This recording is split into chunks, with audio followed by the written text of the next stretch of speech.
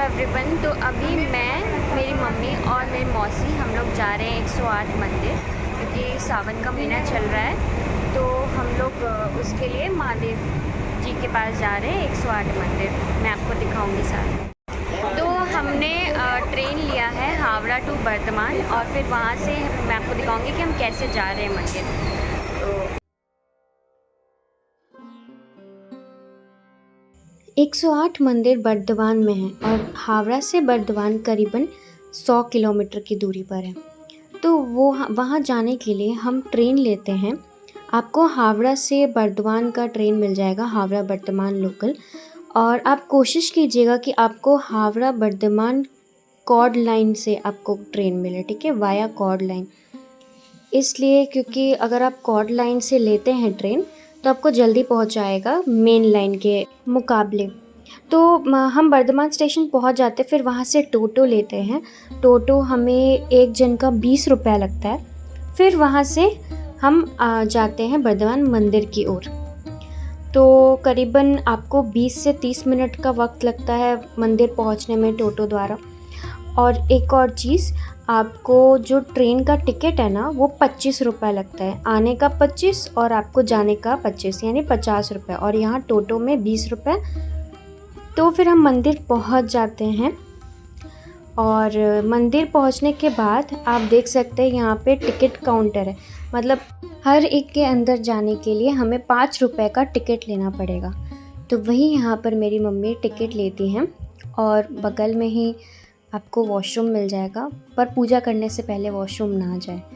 तो यहाँ हम आते हैं और सबसे पहले हम जाते हैं यहाँ पर तालाब की ओर। तो तालाब की ओर जाने समय आप देख सकते हैं यहाँ पे ऐसे ही 108 शिव जी के मंदिर हैं। आप समझ लो 108, और हर मंदिर के अंदर शिवलिंग है। तो यहाँ हम तालाब की ओर जाते हैं और हम अपने घर से दूध लेके जाते हैं। तो आप अपने घर से या फिर कहीं बाहर से दूध खरीद लीजिएगा, और यहाँ पे हम कमंडल में यहाँ से जल भरते हैं।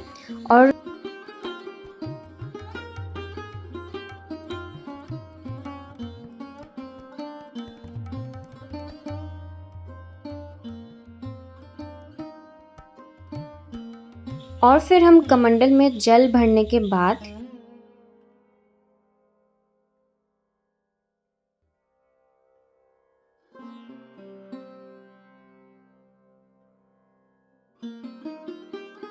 यहाँ से कमंडल में जल लेने के बाद हम उस जल में मिलाते हैं गंगा जल, और फिर उसमें मिलाते हैं दूध, जिससे हम शिव जी को जल ढालेंगे। फिर हम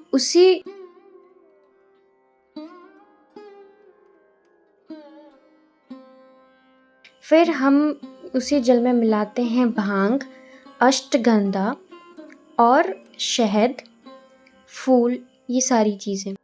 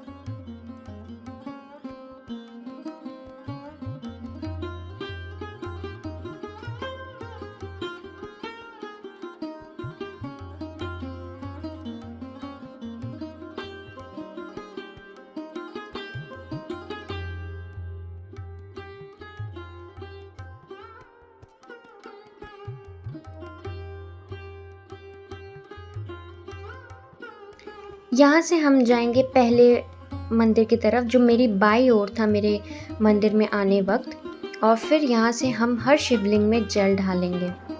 और आप देख सकते हैं यहाँ के द्वार काफ़ी छोटे छोटे हैं, पर 108 मंदिर है और 108 मंदिर में हम जाते हैं जल ढालने के लिए। और आपको एक ज़रूरी बात बताना चाहूँगी, यहाँ पे 107 मंदिर आपको वहाँ आगे की ओर दिख रहे होंगे, जो कि आपको आसानी से मिल जाएंगे। लेकिन बहुत लोगों को ये पता नहीं होता है कि यहाँ दूर इस जगह पे भी एक मंदिर है। इस मंदिर को लेकर ही 108 मंदिर पूरे होते हैं। तो आप जब यहाँ आएंगे तो इस मंदिर में जल डालना ना भूलें। तो मैं यहाँ से आगे की ओर जाती हूँ। तो मान लीजिए आप 108 मंदिर में आए हुए हैं और आपको नहीं पता कि वो द्वार कहाँ पे है, तो आप जहाँ पे आपको ऐसा दिखेगा ना कहीं पे, ये आपको बाहर से कुछ इस तरह दिखेगा, इसके अंदर में आपको जाना है और कोने में आपको मंदिर मिलेगा 108वां मंदिर।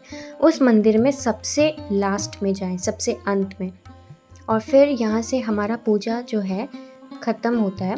लेकिन पूजा ख़त्म करने के लिए हम जब हम अंदर आए थे मंदिर के, तो हमारे दाहिने साइड में आपको एक मंदिर दिखा होगा। सबसे पहला मंदिर, जो सबसे पहला नहीं है, वो मंदिर हम आखिर में जाते हैं और वहाँ पे पंडित जी भी रहते हैं और वहाँ पे हम करते हैं आरती।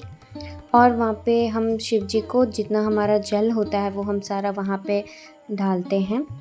तो यहाँ पे आप देख रहे होंगे कि बहुत लोग यहाँ पे आरती करते हैं, तो हमने भी यहाँ पे आरती किया था।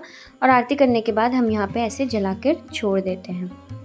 और फिर अंत में आप यहाँ पे देखिएगा, नंदी भगवान के पास जाइएगा और नंदी भगवान के कानों में आप जो भी आपकी मनोकामना हो, आप वहाँ पे जाके अपनी मन्नत मांग सकते हैं, आपका वो ज़रूर पूरा होगा।